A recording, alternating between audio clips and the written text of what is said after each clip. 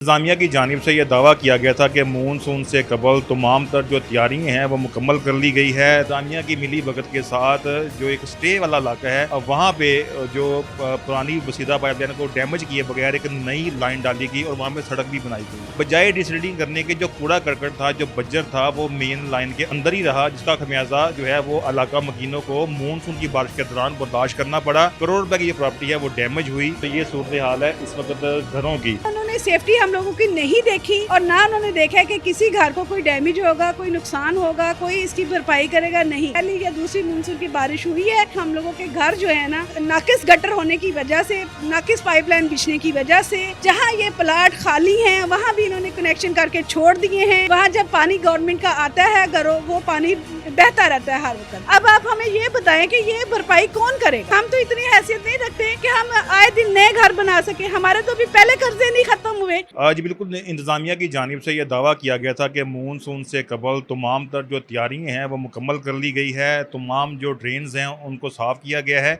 उसके अलावा जो उसके अलावा मेन होल्स हैं, जिसके अलावा जो वहाँ पे रिसील्डिंग की गई है ताकि मानसून में किसी किस्म की परेशानी का सामना ना करना पड़े।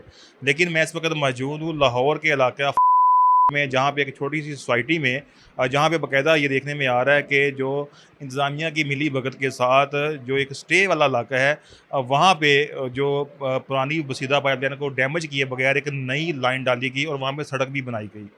लेकिन बजाय डिसल्टिंग करने के जो कूड़ा करकट था, जो बज्जर था, वो मेन लाइन के अंदर ही रहा, जिसका खमियाजा जो है वो इलाका मकीनों को मानसून की बारिश के दौरान बर्दाश्त करना पड़ा।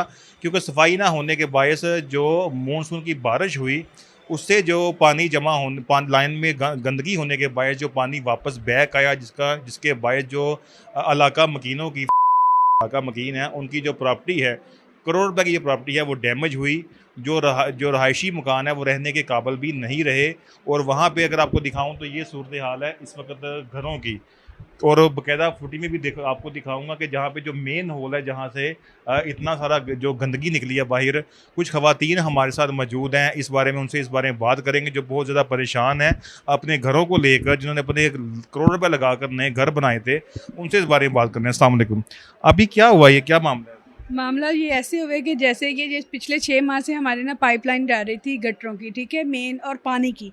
इसमें ये था कि ये जो हमारे पाइपलाइन पहले पुराने बिछे हुए थे, उन्होंने वो ख़त्म नहीं किए और उसकी जगह नए पाइपलाइन बिछा दिए। और वो इतनी पोशीदा हालत में बिछाए हैं कि उन्होंने उसकी ना सफाई की, ना उसकी देखभाल की, और उन्होंने इसको बस ऐसे अपना एज अ कॉन्ट्रैक्ट कंप्लीट किया है। उसमें उन्होंने सेफ्टी हम लोगों की नहीं देखी और ना उन्होंने देखा कि किसी घर को कोई डैमेज होगा, कोई नुकसान होगा, कोई इसकी भरपाई करेगा। नहीं, मैं कल से बहुत परेशान हूँ। जो बारिशें, एक या दो बारिशें मानसून की ने इतना मेरे घर का नुकसान कर दिया है। मेरे ही घर का नहीं, मेरे साथ यहाँ से 8-9 घर और भी हैं जो इस सोसाइटी में मौजूद हैं, और वो ये जो नई पाइपलाइन डली है उसके गिर्द हैं सारे, ठीक है। वो सारे घर जो है ना हमारे, वो ख़राब हो गए हैं, वो सीधा हालत में हो गए हैं। हम लोगों को इस टाइम बहुत ज़्यादा टेंशन है। और ये जो हमारे इधर के ठेकेदार थे, अमीन साहब, खालिद अमीन साहब, उनको मैंने ख़ुद भी ये शिकायत की थी कि ये जो मेरे पाइपलाइन है इसको आप सही करें। तो उन्होंने, मैं अकेली औरत हूँ और मैं अकेली रहती हूँ, मेरे साथ मेरे कोई नहीं रहता जो मेरे मर्द बाहर निकले और निकल के इन लोगों के मुकाबले करे।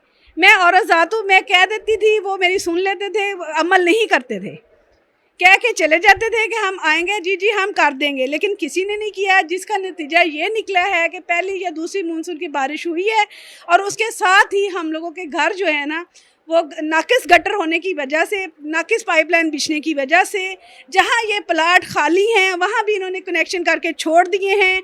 वहाँ जब पानी गवर्नमेंट का आता है घरों, वो पानी बहता रहता है हर वक्त। उसका इन्होंने कोई इंतज़ाम नहीं किया, जबकि अभी खाली प्लाट है, वहाँ पे कनेक्शन करने का मकसद ही नहीं बनता था। जो इन लोगों ने वो कर करके हमारे छोड़े हैं, हमारे नुकसान करने के लिए। अब आप हमें ये बताएं कि ये भरपाई कौन करेगा? हम तो इतनी हैसियत नहीं रखते कि हम आए दिन नए घर बना सके। हमारे तो भी पहले कर्जे नहीं ख़त्म हुए, तो हम अब नए घर कैसे बनाएंगे?